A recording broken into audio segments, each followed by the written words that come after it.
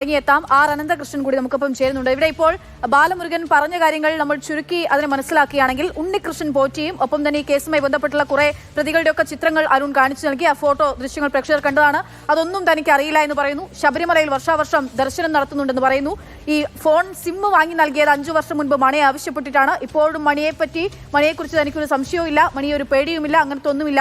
SIT വന്നിരുന്നു, ഫോണിനെ പറ്റി ചോദിച്ചു. ഇങ്ങനെ വലിയ കൊള്ളയുടെ ഭാഗമാണ്, അതുകൊണ്ടാണ് ചോദിക്കുന്നതെന്ന് പറഞ്ഞു. റെയ്ഡ് നടത്തി തന്റെ രേഖകളൊക്കെ പരിശോധിച്ചു. താൻ തയ്യൽ ജോലിക്കാരനാണ്, റിയൽ എസ്റ്റേറ്റ് ബന്ധമുണ്ടോ എന്ന് പിന്നീട് ചോദിച്ചപ്പോൾ അങ്ങനെ റിയൽ എസ്റ്റേറ്റ് ബ്രോക്കറായി പ്രവർത്തിക്കുന്നു എന്നുൾപ്പെടെയാണ് അദ്ദേഹം പറയുന്നത്. ബാലമുരുകന്റെ പ്രതികരണമാണ് അരുൺ അമൃത ദിണ്ടികളിൽ നിന്നും പ്രേക്ഷകരിലേക്ക് ഇപ്പോൾ എത്തിക്കുന്നത്. ആർ അനന്തകൃഷ്ണനുണ്ട്. അനന്തൻ, എന്താണ് മനസ്സിലാക്കേണ്ടത് ബാലമുരുകൻ പറയുന്നതിലൂടെ? പക്ഷേ ഈ ഇന്നലെ ഈ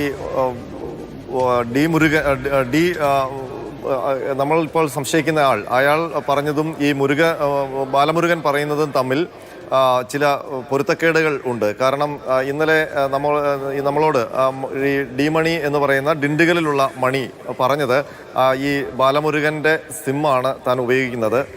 ഈ ബാലമുരുകൻ എന്ന് പറയുന്നത് ഒരു റിയൽ എസ്റ്റേറ്റ് ബ്രോക്കറാണ്, തൻ്റെ അടുത്ത സുഹൃത്താണെന്നാണ്. പക്ഷേ അയാളൊരു റിയൽ എസ്റ്റേറ്റ് ബ്രോക്കർ അല്ല എന്നുള്ള കാര്യം, അയാളൊരു തുന്നൽക്കാരനാണ് എന്നുള്ള കാര്യവുമാണ് നമ്മളിപ്പോൾ അന്വേഷിച്ചപ്പോൾ കണ്ടെത്തിയിരിക്കുന്നത്. അപ്പോൾ എന്തൊക്കെയോ ഈ നമ്മൾ ഇന്നലെ ഡിണ്ടിഗലിൽ നിന്ന് ഇന്ന് പ്രതികരിച്ച ആ ഡിണ്ടിഗലിൽ നിന്ന് കണ്ട മണി ഒളിക്കുന്നുണ്ട്, അല്ലെങ്കിൽ പറയുന്നതിൽ ചില പൊരുത്തക്കേടുകളുണ്ട്. ഇത് തന്നെയാണ് SITയും ഉദ്യോഗസ്ഥരും പറയുന്നത്. കാരണം അയാളെ ചോദിച്ചപ്പോൾ ചില കാര്യങ്ങളിൽ പൊരുത്തക്കേടുകളുണ്ട്. അതിൽ ക്ലാരിറ്റി വരുത്തിയാൽ മാത്രമേ അയാളെ ഇതിൽ നിന്ന് ബന്ധമുണ്ടോ ഇല്ലയോ എന്നുള്ള കാര്യത്തിൽ ഒരു വ്യക്തത വരുത്താൻ കഴിയൂ. മാത്രമല്ല, നേരിട്ട് ശബരിമല സ്വർണ്ണക്കൊള്ളയുമായി ബന്ധപ്പെടുത്താവുന്ന തെളിവുകളൊന്നും SITക്ക് ഇതുവരെ കിട്ടിയിട്ടില്ല. പക്ഷേ അയാളുടെ കാര്യങ്ങളിൽ ചില സംശയങ്ങൾ ഇപ്പോഴും നിലനിൽക്കുന്നുണ്ട്.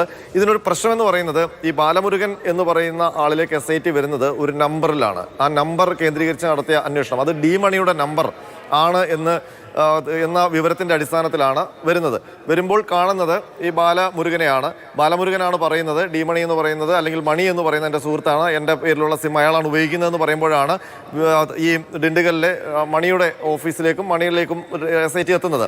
പക്ഷേ നോക്കൂ, ഈ ബാലമുരുകൻ പറഞ്ഞത് വെച്ചിട്ടാണെങ്കിൽ അവിടെ ഈ ബാലമുരുകൻ്റെ സ്ഥലത്ത് SIT ഉദ്യോഗസ്ഥർ ഒരു റെയ്ഡ് നടത്തുന്നുണ്ട്. അവിടെ തട്ടൊക്കെ പൊളിക്കുകയും അതിൻ്റെ റാക്കൊക്കെ എടുത്ത് നോക്കുകയും ചെയ്യുന്നുണ്ട്. അപ്പോൾ അവർ കൃത്യമായി ഇത് സ്വർണ്ണക്കള്ളക്കടത്തുകാരാണ് എന്നുള്ള ധാരണയിൽ, അല്ലെങ്കിൽ അത് സംബന്ധിച്ചുള്ള സംശയത്തിൻ്റെ പുറത്ത് തന്നെയാണ് വന്നിരിക്കുന്നത്. അതായത് രമേശ് ചെന്നിത്തലയുടെ സുഹൃത്തായ വിദേശ വ്യവസായം നൽകിയിരിക്കുന്നത് ഇത് വിഗ്രഹ കച്ചവടക്കാരാണ് ഈ ആൾക്കാർ എന്നുള്ളതാണ്. അപ്പോൾ അത് സംബന്ധിച്ച് ഏതെങ്കിലും ക്ലൂ അവിടുന്ന് കിട്ടുമോ, എന്തെങ്കിലും തെളിവുണ്ടോ, ഏതെങ്കിലും തരത്തിൽ വിഗ്രഹ കച്ചവടത്തിൻ്റെ ഭാഗമായിട്ടുള്ള എന്തെങ്കിലും ഉൽപ്പന്നങ്ങൾ ആ കടയിൽ വെച്ചിട്ടുണ്ടോ എന്നതിൻ്റെ ഭാഗമായിട്ടാണ് റെയ്ഡ് നടത്തുക എന്നുള്ളത്. കാരണം നമ്മൾ ഇന്നലെ വാർത്ത കൊടുക്കുമ്പോൾ ഡിണ്ടിഗൽ മേഖലയിൽ ആക്രി പോലെയുള്ള കടകൾ, ആ സ്ഥലങ്ങളിൽ ചെറിയ കടകളിലൊക്കെ റെയ്ഡ് നടക്കുന്നതെന്ന് വിവരം കൊടുത്തു. അത് ഒരുപക്ഷെ മുരുകൻ്റെ ഈ കട തന്നെ ആയിരിക്കണം. അതാണ് നമ്മൾ അങ്ങനെ ഒരു വിവരം കിട്ടുകയും നമുക്കത് അപ്പോൾ അറിയില്ലല്ലോ മുരുകൻ ആരാണെന്നൊന്നും. അപ്പോൾ ഈ ഷോപ്പിൽ നടത്തിയ റെയ്ഡ് ആയിരിക്കും ആ സമയത്ത് നമുക്ക് കിട്ടിയ ഇൻഫർമേഷൻ.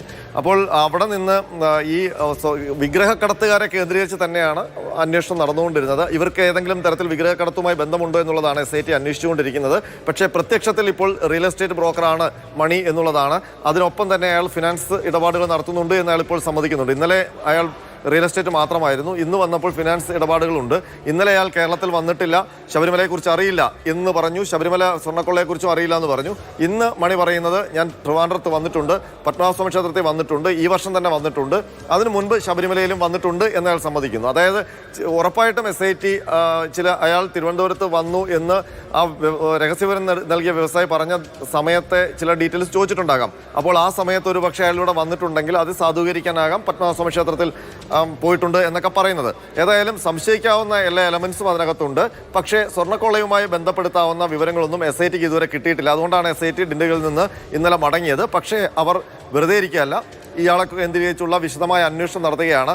തെളിവുകൾ കിട്ടിക്കഴിഞ്ഞാൽ അയാളുടെ ചോദ്യം ചെയ്യൽ ഈ ആഴ്ച, അതായത് ഈ മാസം ലാസ്റ്റ്, അതായത് ഒരാഴ്ച കൂടി കഴിഞ്ഞാൽ ഉണ്ടാകും. അക്ഷയ.